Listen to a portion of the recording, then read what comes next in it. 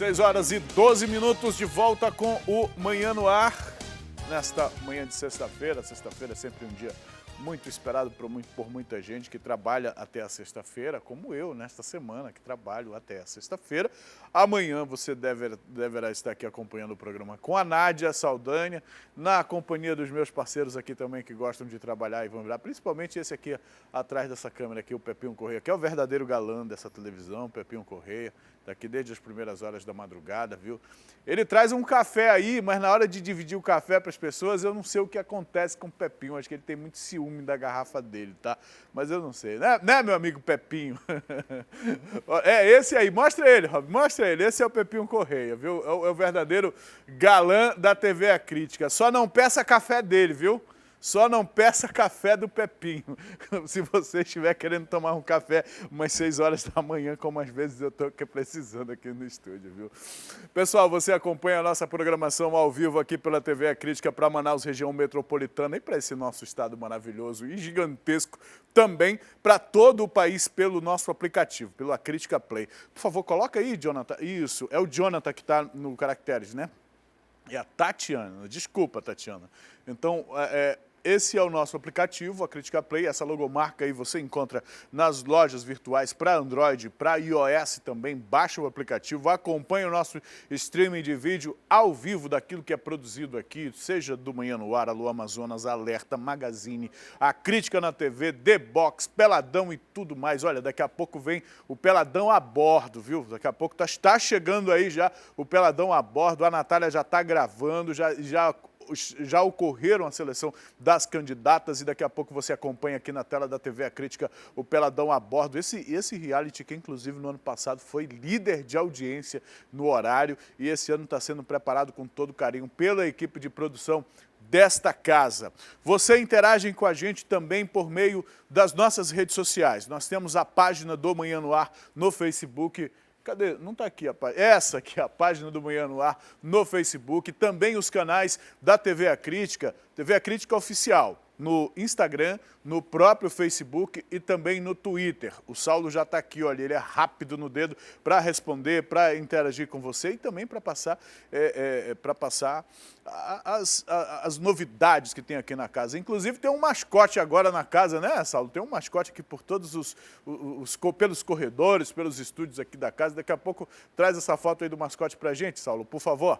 Você também interage com a gente pelo nosso WhatsApp, 992912167, esse número que está aí no seu vídeo. Manda a saudação, aquela foto desejando bom dia para as pessoas, comentando os assuntos que a gente traz aqui, mostrando como está a cidade. Hoje, por exemplo, nesta sexta-feira, nós temos uma possibilidade de chuva, o céu fechado em alguns pontos da cidade. Daqui a pouco, se esse pé d'água cair aí, minha gente, pode ser que a gente tenha outros tipos de notícia ainda nesta sexta-feira. Participa com a gente por meio do nosso WhatsApp e deixa ele agendado no teu telefone para você mandar notícias também, porque este WhatsApp, esta conta é visualizada de forma permanente pelos nossos produtores, lá pela nossa equipe na redação, que fica acompanhando as notícias, que fica acompanhando a sua sugestão de reportagem ou até mesmo a sua denúncia. É importante você interagir com a gente para comentar os assuntos que nós vamos trazer aqui.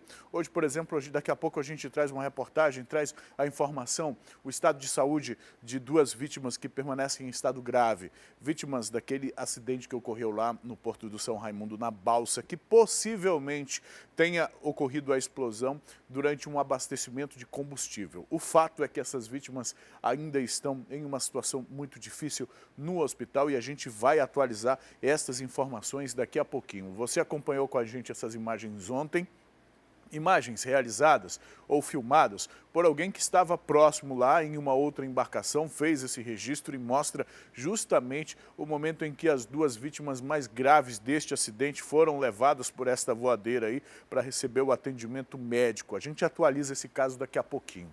Hoje também vamos trazer na área policial vários casos de tráfico de drogas, em várias zonas da cidade, algo que traz para a gente um espelho, um retrato de como essa atividade criminosa está disseminada na nossa cidade e o que é pior, esses casos com a participação de mulheres. Infelizmente, mulheres que agora estão assumindo o posto de comando, mulheres que são reincidentes nesta prática. A gente traz esse caso daqui a pouquinho.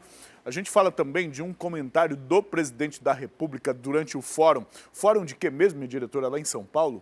Fórum Econômico. O Fórum de Investimento, Fórum de Investimento 2019 que ocorreu lá em São Paulo. O presidente da República, Jair Bolsonaro, falou da intenção do governo em explorar de forma sustentável a região amazônica, especificamente o estado do Amazonas. A gente vai procurar entender um pouco essa declaração do presidente, porque isso é algo que nos interessa, já que o modelo Zona Franca, de acordo com a perspectiva de empresários e de políticos da área centro-oeste do nosso país, já que o modelo Zona Franca não se sustenta, o que sustenta?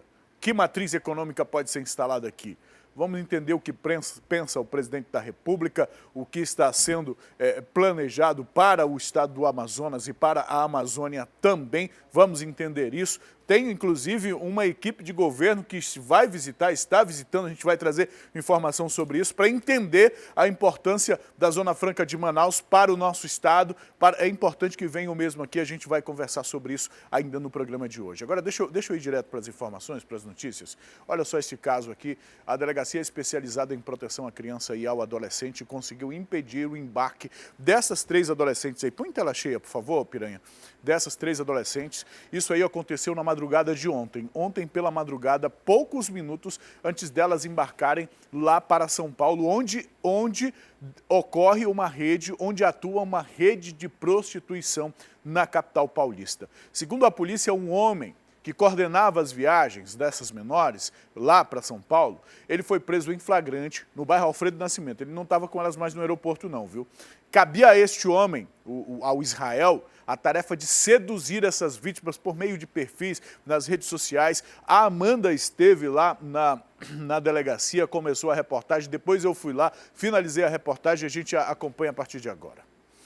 Elas foram resgatadas no Aeroporto Internacional Eduardo Gomes na madrugada pouco antes de embarcarem para São Paulo, onde seriam exploradas sexualmente. Mas a promessa feita para as adolescentes, 2 de 16 e uma de 17 anos, era outra.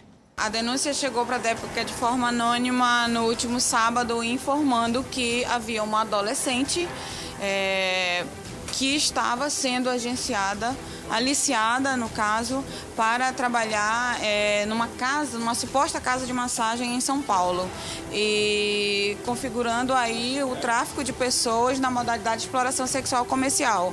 Então nós começamos a nos aprofundar na investigação e conseguimos descobrir que havia passagens aéreas emitidas no nome da adolescente para a madrugada, essa madrugada, um voo que sairia de Manaus, com escala em Brasília e destino em São Paulo, que sairia às 2h25 da manhã.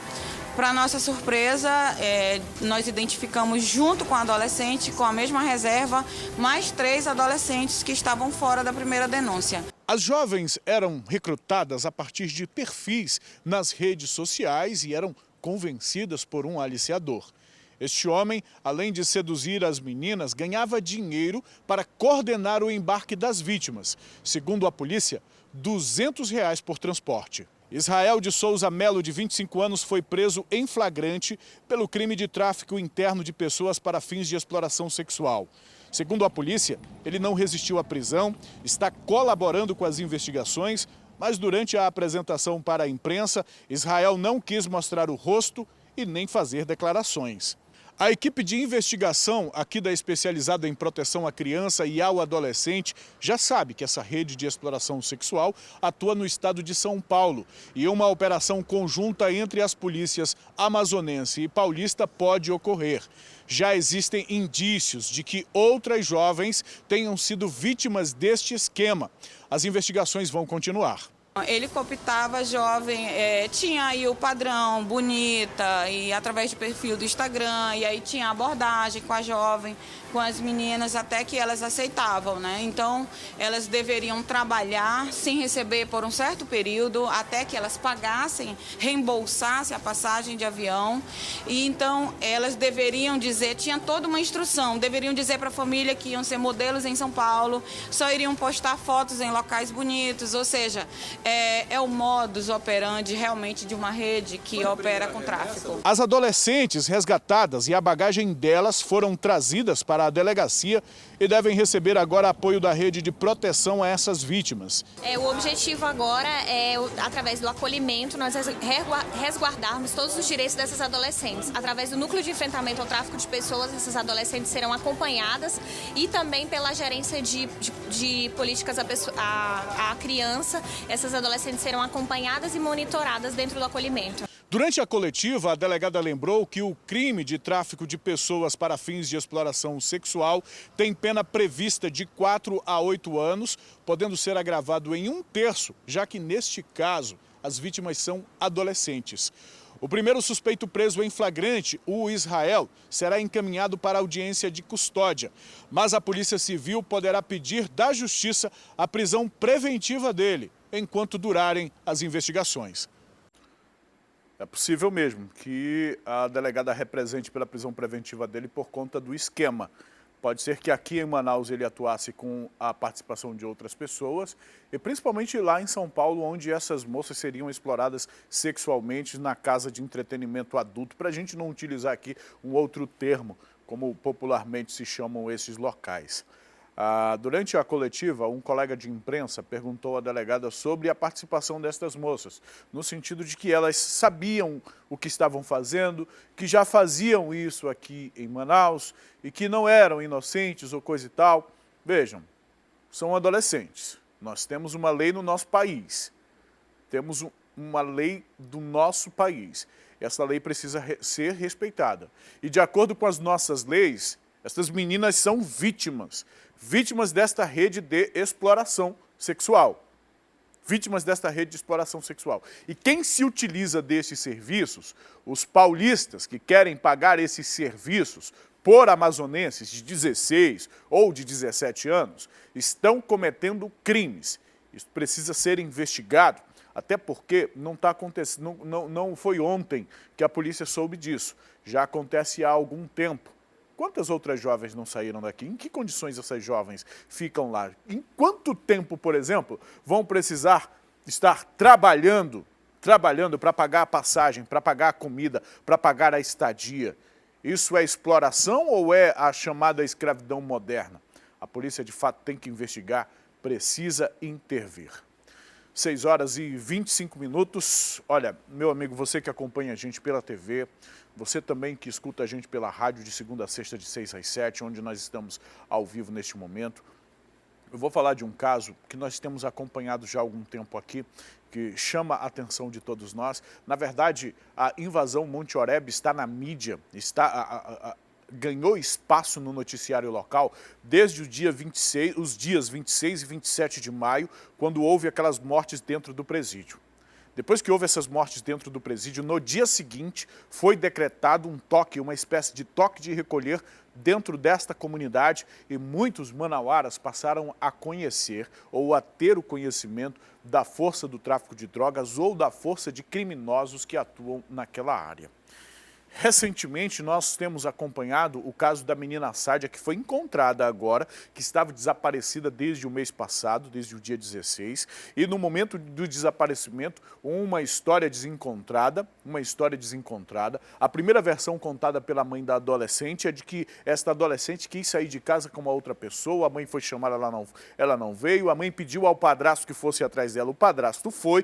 Quando encontrou esta menina, teria acusado o padrasto de algum tipo de abuso e, de repente, desapareceram a enteada e o padrasto. A mãe ficou buscando, ficou procurando e, recentemente, esta criança foi encontrada nas proximidades do 15º Distrito Integrado de Polícia, lá na Zona Norte, lá na Avenida Margarita, aquilo ali é Nova Cidade, na extrema com o Monte das Oliveiras. Essa criança teria desaparecido lá no Monte Oreb, atrás do Viver Melhor, lá para cima, no outro extremo da zona norte da cidade.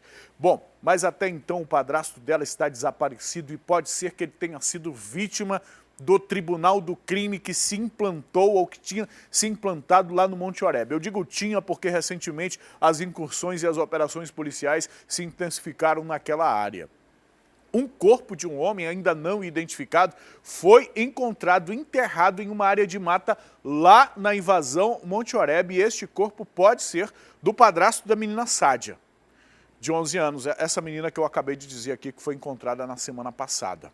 Bom, se é o corpo deste homem ou não, a gente ainda vai esperar a perícia ser realizada, o laudo ser realizado pela equipe do Instituto Médico Legal, mas o que chama a atenção de todos nós são estas imagens. Põe em tela cheia, Peixe, por favor. A polícia esteve nessa mata ou nessas matas recentemente.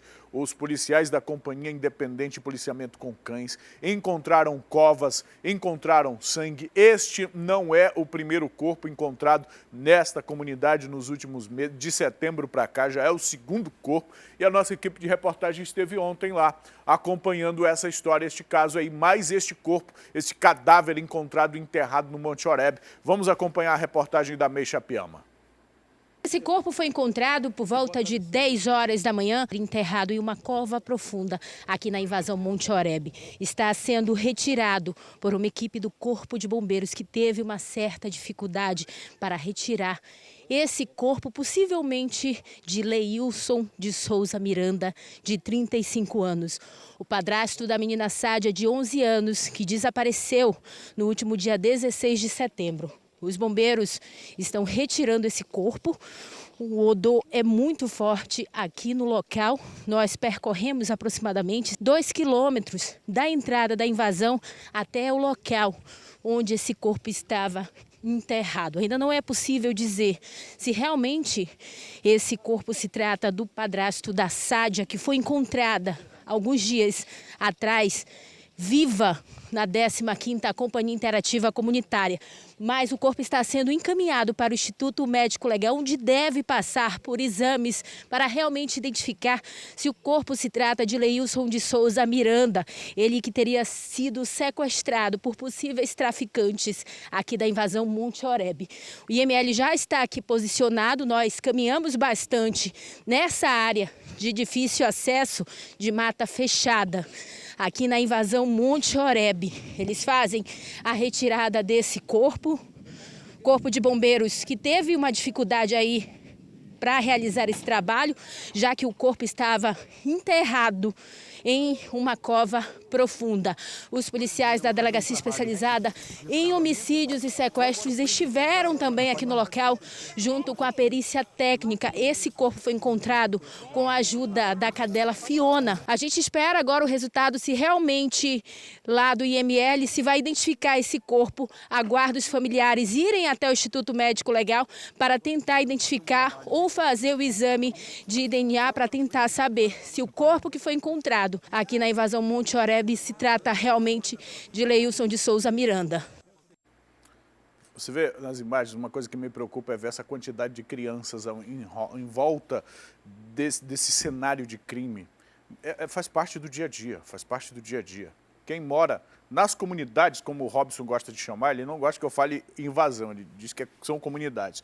Quem mora nessas invasões ou comunidades ou ocupação, você escolhe o nome aí de acordo com os teus interesses e ideologias. Quem mora nessas áreas está acostumado com a violência, está acostumado a pedir permissão de bandido, sabe exatamente quem é perigoso, quem não é, onde mora, e as crianças estão inseridas neste contexto aí. Aí na reportagem a gente percebeu também que a May ficou cansada, né? Cansada de andar nessa área de mata aí, uma área de difícil acesso, inclusive, como a gente percebe nas imagens, mas não é difícil acesso para os traficantes. Esta dificuldade no acesso que deixou a May cansadinha, esta é a mesma dificuldade que a polícia tem para fazer o patrulhamento ostensivo, justamente porque é uma área de ocupação, justamente porque é uma invasão. E o poder público não foi uma área planejada, não tem arruamento, não tem nenhum tipo de urbanismo ou de urbanidade aí, não tem. As pessoas foram lá, invadiram, ocuparam o espaço geográfico da maneira que entenderam, da maneira que puderam, da maneira que encontraram para sobreviver. As pessoas precisam de moradia, precisam sobreviver. Manaus é uma das capitais da região norte que mais recebe gente de outros estados que vêm aqui, os próprios amazonenses que moram no interior, que vêm para a capital em busca de melhores oportunidades e quando chegam aqui enfrentam a realidade da vida, vão acabar para esses locais. E está aí mesmo, está disponível, estão invadindo, ninguém faz nada, ninguém fala nada, estão ocupando o espaço, mas junto com a população vem criminosos também, gente que quer viver, que quer ter uma vida fácil e se aproveita da autoridade, do poder das armas e do crime, do poder justamente de estarem à margem das regras da sociedade, de implantarem as próprias regras e criam esse tipo de situação. Um tribunal de exceção, um tribunal do crime, onde eles matam, executam, torturam, fazem o que querem e a gente acaba trazendo essa notícia aqui. E o que para nós é uma notícia aqui, de maneira fria, depois da televisão, para você é uma realidade fria, para mim também, a gente está vendo essa coisa aqui pela televisão, mas para quem mora lá, é o dia a dia, meus amigos. Lá a história é diferente, por isso que seria bom que as autoridades de fato saíssem dos gabinetes e fossem até essas áreas, e fossem até este local. A justiça não faz isso, a justiça precisa ser provocada, neste caso talvez nem pudesse agir de ofício, precisa ser provocada. Quem vai provocar a justiça para determinar alguma coisa em relação a uma ocupação dessa? Poder público. Qual o interesse da municipalidade ou mesmo do governo do estado em mexer com uma situação dessa? Isso não dá voto, se tira voto, meus amigos. Então tem que agir de forma preventiva. Aí nessa área mesmo, essas ocupações estão avançando. Monte Oreb, Estrela de Davi, avançando em direção à reserva Adolfo Duque. É preciso fazer alguma coisa, fazer agora. Vimos uma operação nesse sentido pontual há uns dias atrás, mas não houve outras ações. As pessoas continuam no local, A gente precisa de uma política permanente em nome da segurança dessas pessoas, em nome da cidadania a que esses cidadãos que moram nessas áreas também têm direito, viu? Deixa eu mudar de assunto, e é um assunto ainda da área policial e que envolve política também, mais especificamente um político. Ex-vereador do município de Presidente Figueiredo e a esposa dele que foram presos suspeitos de estelionato. Este casal teria alugado uma casa em um condomínio de luxo ali na Efigênio Salles e depois de alugado, eles teriam vendido este imóvel utilizando uma procuração falsa em nome do verdadeiro proprietário do imóvel. Eu estive lá na especializada em roubos, furtos e defraudações, conversei com o delegado Demétrios Queiroz sobre este caso. O ex-vereador Maurício Gomes de Souza, de 43 anos, conhecido como Magon, e a mulher dele, Maria Jussara da Silva Marreiro, de 32 anos, foram presos no apartamento em que moram, no bairro Ponta Negra. A polícia, a equipe de investigação da especializada em roubos, furtos e defraudações, cumpriu o mandado de prisão por estelionato. Magon foi apresentado ao lado da esposa aqui na especializada e falando com a imprensa, ele negou que tivesse cometido os crimes e disse se tratar de perseguição política. Primeiro que eu sofro há alguns anos já uma perseguição política muito grande. Mas isso é uma perseguição política? É uma perseguição política. Isso é toda investigação. Não, a polícia está de parabéns, eles foram muito educados por isso, foram na minha casa, eu abri a porta, eles viram que eu tenho uma base familiar, eu tenho 4 filhos, eu tenho essa minha esposa de 12 anos, ela não vai falar porque ela não tem nada para falar, porque ela é mãe, é uma dona de casa, não tem nada a ver com essa história. A história é minha, eu vendi o que é meu, eu comprei, eu paguei, eu tenho recibos aqui na delegacia que foram entregues com o papel timbrado da empresa, eu paguei R$2.058.000 de dinheiro meu, fiquei devendo uma quantia de menos de R$1 milhão, aonde aí entra a história política. Por quê? Porque eu fui um dos vereadores que denunciei a maior corrupção que houve na cidade onde eu sou político. A investigação é comandada pela equipe aqui da especializada em roubos, furtos e defraudações, ao comando também do delegado Demétrios Queiroz, que está à frente dessa investigação. Delegado, qual é o crime, por que exatamente Magon e a mulher dele foram presos? Este mandado de prisão foi cumprido pela investigação sobre o crime de estelionato, né? Então, ele está respondendo por esse crime agora, né? Tem outro inquérito em paralelo também de estelionato aqui na delegacia que vai ser instruído ao decorrer dos dias. Maurício e a esposa, né, estão presos preventivamente pela prática de crime de estelionato. Como você mesmo disse, pegaram uma casa que não era deles e venderam por cifras milionárias, né, por R$2.600.000, utilizando uma procuração falsa, já com laudo pericial, dizendo que é falsa assinatura na procuração. Só para a gente explicar melhor para as pessoas entenderem, delegado. Ele alugou uma casa e essa casa que ele alugou, ele vendeu. É casa de condomínio. Sim, condomínio Epigênio Salles, ali no V8, eles alugaram uma casa, firmaram um contrato de locação, pagaram alguns aluguéis, depois firmaram um contrato de promessa de compra e venda e Maurício deu 3 cheques, acho que de 1 milhão cada um. Então, mas não tinha fundo. Então, posteriormente, o dono da casa foi cobrar os aluguéis, verificar a situação, tentar entrar em contato com o Maurício, que ele não estava conseguindo, foi até o condomínio ver sua casa, mas já tinha outro morador que apresentou toda a documentação de compra e venda de Maurício. E nisso tinha essa procuração. Então, nós analisamos, ouvimos vários compradores, ouvimos várias testemunhas, funcionários do cartório e a perícia concluiu que ser um documento falso. Eles têm um histórico grande, né? Maurício já responde na justiça por homicídio, por 2 estelionatos e também por falsificação de documento público. Já tem uma certa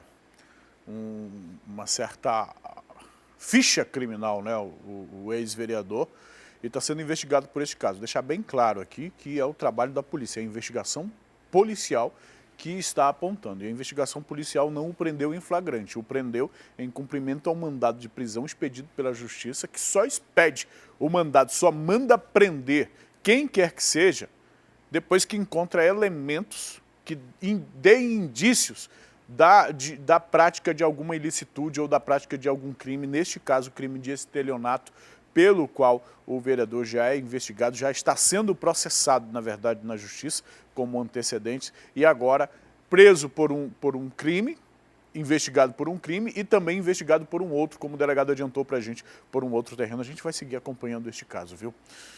Temos uma informação aqui do Ministério Público Federal, que condenou, né, o ex-prefeito de Inhamundá por improbidade administrativa, ou requereu, porque o Ministério Público, na verdade, apresenta a acusação contra o Mário Paulaim.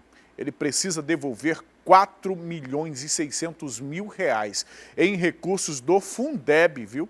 E pagar multa por ausência na prestação de contas. Ontem nós acompanhamos uma ação do Tribunal de Contas que reprovou as contas do prefeito de Itacoatiara, né, do exercício de 2012, e agora temos aqui o Ministério Público apresentando essa denúncia contra o prefeito lá, o ex-prefeito de Inhamundá, o Mário Paulaim, neste valor. E sempre os montantes são assim, né? De milhões para lá. Neste caso aqui, R$4.600.000. Mário Paulaim não quis se manifestar sobre o assunto, não quis se manifestar sobre esse posicionamento do Ministério Público. Vamos seguir aqui com as informações da área policial. Tráfico de drogas é o assunto agora. Vou começar no Beco Boa Sorte, lá na zona leste da capital. Uma jovem de 22 anos foi presa com drogas e uma arma de fogo. A gente tem a imagem dela. Põe na tela, por favor. 22 anos essa jovem tem aí. Olha a arma de fogo. Os materiais estavam escondidos no forro do banheiro da suspeita. Os policiais chegaram até a casa dela após uma denúncia anônima, a população participando, ajudando a polícia a realizar esse tipo de prisão e apreensão. Vamos acompanhar na reportagem.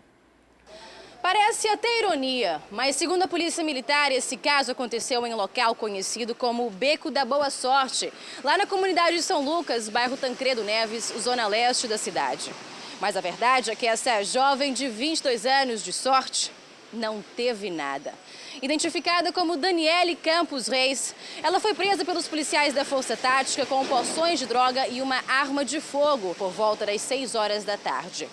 Os PMs teriam ido até a sua residência por meio de uma denúncia anônima, que além de relatar o paradeiro da jovem, explicava também que ela seria uma das cabeças do tráfico daquela área.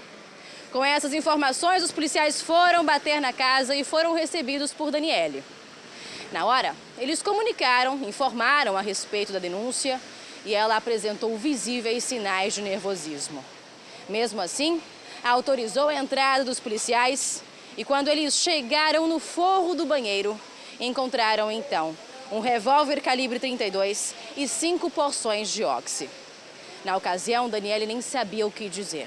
Apenas alegou que guardava esses materiais para um amigo, mas mesmo assim foi levada e apresentada no 14º Distrito Integrado de Polícia. Nossas equipes de Força Tática estavam realizando patrulhamento na zona leste da cidade.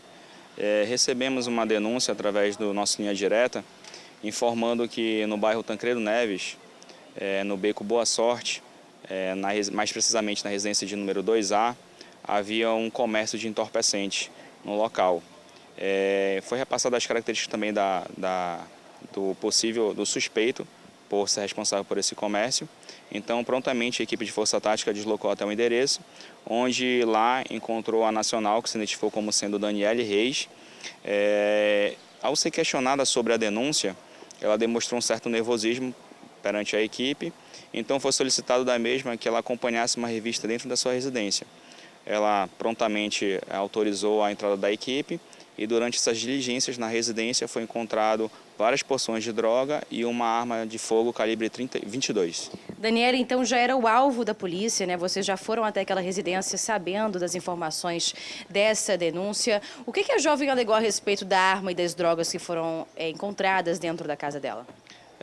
No caso, a denúncia foi bem precisa com relação às características e o local onde estaria sendo comercializado esse entorpecente. Ela falou que realmente ela guardava o entorpecente, que seriam para outros indivíduos comercializarem na localidade. A jovem, que ainda não tinha antecedentes criminais, agora deve responder pelos crimes de tráfico de drogas e posse ilegal de arma de fogo. Ainda falando sobre entorpecentes, o furto de um celular acabou com um casal preso por furto e tráfico de drogas lá no bairro Planalto. Deixa eu explicar isso para vocês. Após os policiais chegaram na residência dos suspeitos, os policiais foram lá para checar se o aparelho telefônico estava no imóvel. Então, quando os policiais chegaram lá, eles identificaram a presença de diversos materiais, os apetrechos ali, utilizados no embalo dos entorpecentes. Nós temos a reportagem. Essa poderia ser a história de um casal apaixonado, um casal amoroso. Porém, não é assim o desfecho do relacionamento do André Félix da Silva, de 39 anos, e da Maria da Silva Colares, de 37. Eles foram presos no bairro Planalto, na zona centro-oeste de Manaus, suspeitos de tráfico de drogas. Tudo aconteceu quando esses suspeitos teriam roubado, ou melhor, furtado um celular no carro de uma vítima. Foi aí então que os policiais civis aqui do 10º Distrito Integrado de Polícia iniciaram investigações para encontrar esse celular. Os policiais então se deslocaram até a casa desse casal e conseguiram ouvir o toque do celular. Quando eles chegaram na casa, perguntaram a respeito do celular e também conseguiram avistar vestígios do possível uso de drogas. Foi aí então que eles fizeram uma varredura ali no local e conseguiram encontrar mais de 180 pinos de drogas, entre cocaína e ox e até uma porção média de cocaína. Houve um rastreamento, né? A vítima e os nossos investigadores procederam ao rastreamento e se deslocaram até aquele local onde indicava o rastreamento. Em lá chegando, foi ligado para o celular, já em frente à residência, que também já era de nosso conhecimento que funcionava um tráfico de drogas ali, e ouvimos o toque do celular. Nessas circunstâncias e mediante a flagrância da situação, os investigadores adentraram a residência, fizeram busca, localizaram o celular e também essa quantidade de drogas que foi anunciada. Em relação ao tráfico de drogas, vocês conseguiram chegar a essas porções, encontrar essas porções de que maneira? A casa já tinha vestígios pela sala, né, papéis, plásticos na sala. E quando buscamos atrás de um cômodo na própria sala, né, foi encontrado todos os pinos, quase 180 pacotes de droga. E essa mulher, quando foi questionada a respeito do celular e a respeito da droga, o que ela relatou para vocês? Ela inicialmente negou a traficância. Quanto ao celular, ela disse que estava ali porque tinha recebido do seu filho, de um filho, né? É muito comum jogar a culpa naquele que é menor de idade, né? Mas aqui na delegacia, tanto ela quanto o marido já confessaram que são traficantes, que já exercem essa atividade. E no casal, a Maria ou o André já tinham passagens pela polícia?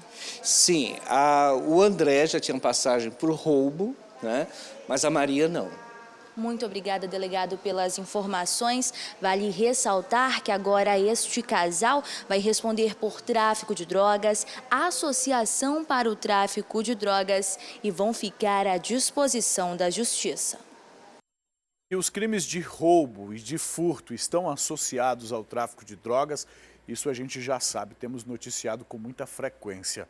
Agora, que o tráfico de drogas, a atuação neste comércio ilegal está envolvendo cada vez mais as famílias e as comunidades, isso a gente começa a acompanhar e este caso é um exemplo disso. A família toda envolvida, a família toda inclusive adotando o comportamento que outros criminosos adotam de culpabilizar o menor, no caso o próprio filho, pela origem, pela procedência do celular furtado, pela procedência do celular roubado, o que levou a polícia até a casa deles. É um retrato lastimável de uma estrutura familiar já dedicada à atividade criminosa na nossa cidade. Agora, por que será? Impunidade? Para sobreviver, 2 adultos aqui podiam sobreviver de qualquer outra forma, como a maioria dos cidadãos amazonenses fazem todos os dias, mas decidiram ir para a vida do crime e este aqui é o resultado. Eu continuo falando sobre o tráfico de drogas, viu? E dessa vez um caso de um jovem de 19 anos que foi preso com drogas durante uma abordagem policial. O suspeito, esse aí que está na tela, enche a tela por favor, ele estava com um grupo de pessoas ali na Zona Norte. Só que a polícia desconfiou do comportamento deles e fez a abordagem. Jussiano da Silva de Sá foi preso com algumas porções de maconha ali no Águas Claras, na zona norte de Manaus. De acordo com os policiais da 27ª Companhia Interativa Comunitária, não é a primeira vez que o Jussiano ele é preso pelos policiais por fazer parte do tráfico de drogas daquela região. Além das drogas, foram apreendidos celulares, também balança de precisão e outros materiais que vão servir para a averiguação aqui no 6º Distrito Integrado de Polícia, na delegacia que vai dar continuidade a essa ocorrência. No momento em que ele chegou aqui, inclusive na delegacia, foi muito rápido, porque os familiares estavam a todo momento exaltados, falando que ele não tinha feito nada, mas a polícia diz totalmente o contrário, que ele é um velho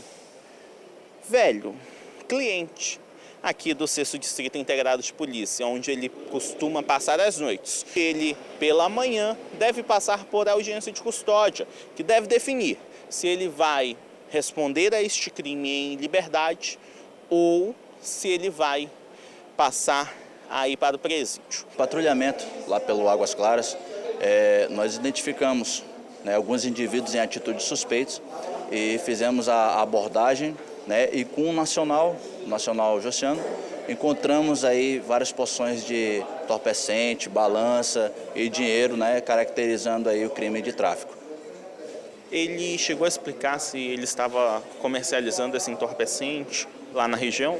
Positivo, ele mesmo confessou que estava lá traficando, para um outro traficante lá da área, que tinha acabado de chegar aí de outra cidade, estava há cinco dias lá no local, estava fazendo lá o que eles chamam de corre, que é o tráfico lá. Você está acompanhando a sequência das reportagens que nós estamos trazendo em relação ao tráfico de drogas, Você viu lá no início a jovem, depois o casal, tem mais uma senhora, agora o rapaz, e agora vem um caso de mais uma mulher presa por tráfico de drogas na invasão Coliseu, lá no bairro Jorge Teixeira, na zona leste da cidade. Agora, escuta só isso, para os policiais, essa mulher teria dito que entrou para o crime após a morte do filho dela de 15 anos. Depois que o filho morreu, ela entrou para o crime. Sobre esse caso eu vou conversar com a May Chapiama, que já está posicionada aqui com a gente. May, muito bom dia para você. Explica para a gente esse caso, May. Essa mulher chegou a apontar arma para os investigadores? Ela chegou a desafiar a polícia, foi isso mesmo? Que informações você tem sobre esse caso?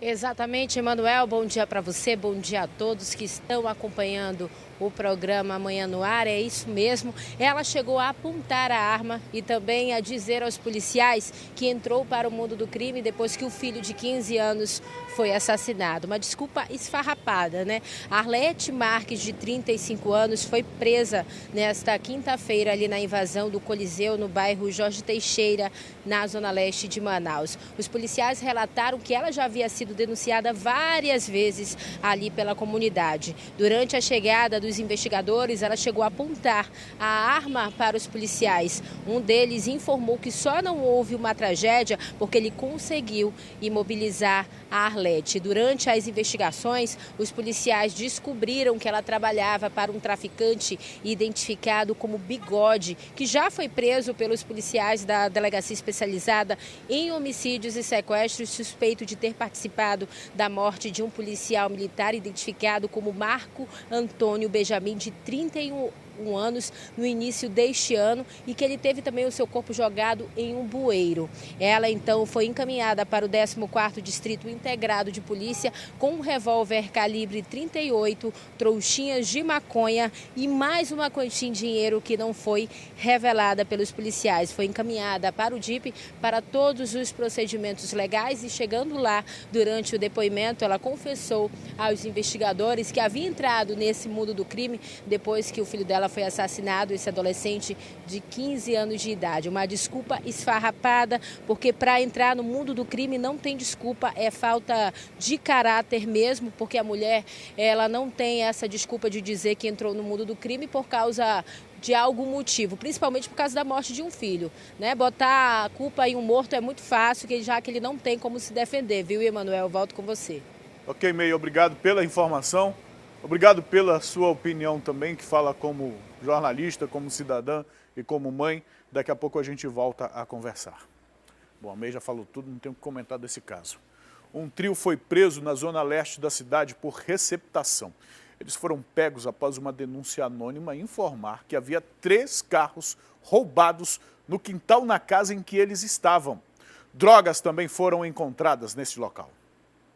E nós estamos aqui no 14º Distrito Integrado de Polícia, onde 2 homens e uma mulher foram presos em uma residência, pasmem, com 3 carros roubados, um deles com uma placa adulterada, que é esse aqui, olha, modelo Fiat Punto. De acordo com a polícia, a placa desse veículo está adulterada e não bate com o modelo e nem com o chassi. Os policiais da Rocan, eles receberam via o WhatsApp, o 992807574, a seguinte informação. Ali no Parque Mauá, na zona leste de Manaus, 3 veículos e uma movimentação suspeita em uma residência na Rua 6 estaria chamando a atenção dos moradores. Esses moradores então resolveram ligar e mandar um WhatsApp para a Rocan. Foi quando a equipe resolveu investigar mais a fundo e foi até o local. De imediato, eles encontraram esse carro modelo Fiat Punto, estacionado na frente da residência. Eles consultaram a placa pelo sistema da polícia e já dava aí a diferença das características desse veículo. Entrando mais ainda na residência, eles encontraram mais 2 veículos, um Siena e também um Gol. Esses 2 com restrição de roubo.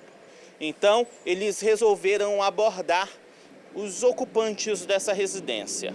3, 2 homens e uma mulher. Eles foram identificados como Breno Ramos da Costa, de 26 anos, Diego Alves da Silva, de 31 anos e Tairine de Souza Silva, de 26 anos. Durante a abordagem policial dentro da residência, lá no Parque Mauá, na Zona Leste, os policiais ainda encontraram drogas, maconha e também cocaína e uma balança de precisão. Durante as diligências da Polícia Militar, da equipe da Rocan, o que aconteceu? Eles questionando sobre a questão da droga, a Tairine resolveu assumir e dizer, não, essa droga não é dos dois não, viu? Essa droga é minha. Foi o que ela disse. E também reforçou o que ela disse aos policiais aqui na delegacia. Os dois homens aí também falaram, não, essa droga é dela, a gente não tem nada a ver. Mas os três já têm passagem pela polícia por roubo, ou seja, são velhos conhecidos dos policiais. Eles estão aqui no 14º Distrito Integrado de Polícia, onde estão sendo apresentados e os três vão responder, até então, por receptação, já que todos os carros são roubados. As vítimas desse crime, desses veículos, inclusive, estão na delegacia e vão registrar o boletim de ocorrência contra esses três suspeitos. E o que chama mais a atenção é que um desses veículos ele é usado por motorista de aplicativo e provavelmente, de acordo com os policiais, foi roubado durante uma corrida de aplicativo. Agora a casa caiu para os três e eles vão aí provavelmente passar por audiência de custódia, que deve definir se eles vão responder a mais um crime em liberdade ou se vão para algum presídio da capital. Diante aí dos fatos aí, a equipe conduziu os mesmos aqui até o 14º, né? Para serem feitos os procedimentos cabíveis aí. Um desses carros é de um motorista de aplicativo, né, Cabo? Isso. Um motorista de aplicativo. Olha, três pessoas. Eu não sei mesmo se vão permanecer presos na audiência de custódia, viu? Não tem maior potencial ofensivo, né? Não tem uma coisa assim, geralmente os juízes, não, deixa fora da cadeia mesmo, vão responder em liberdade, sabe lá por quanto tempo, né? 6h58, agora 6h59, nesse momento a gente encerra a nossa participação, a nossa transmissão pela FM O Dia, pela 93.1, agradecendo aos nossos ouvintes que estão ligados com a gente desde as 6 horas da manhã, sempre de segunda a sexta. Na segunda-feira a gente volta a se encontrar a partir das 6 da manhã pela rádio, exclusivamente, eu estou falando da rádio apenas, viu? Então, aos nossos ouvintes, um excelente fim de semana, viu?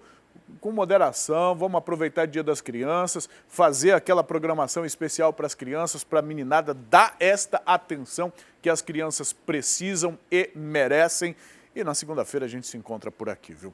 Aqui na televisão a gente segue, vamos fazer um intervalo, daqui a pouquinho a gente volta com mais informação da área policial, mas agora eu quero mostrar aqui, a gente tem imagem ao vivo, não temos? Imagens dos céus de Manaus. Olha, neste momento a temperatura, aliás, a previsão do tempo aponta uma mínima de 24 graus para esta sexta-feira e uma máxima de 34 graus. A máxima prevista é para uma sexta-feira muito quente. No entanto, meus amigos, nós temos 80%. Olha aí na tela o nosso gráfico.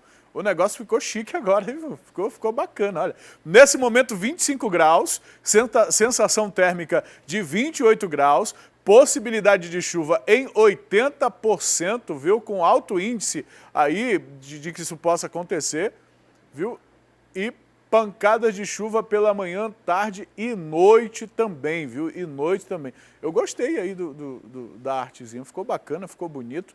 Obrigado ao Antônio Domingos que está trazendo essas imagens ao vivo para a gente do céu de Manaus. Isso aí parece que ele está ali no complexo do Coroado. Exatamente, Coroado às 7 horas da manhã. O trânsito parece tranquilo, vendo daí, de quem está vindo ali da Cosme Ferreira, né? Está fluindo, parece que está fluindo. Ali para trás é que a gente vê a confusão da Cosme Ferreira e a saída com a Avenida das Torres. Obrigado ao Domingo pelas imagens. Por aqui a gente faz o intervalo e daqui a pouco estaremos de volta.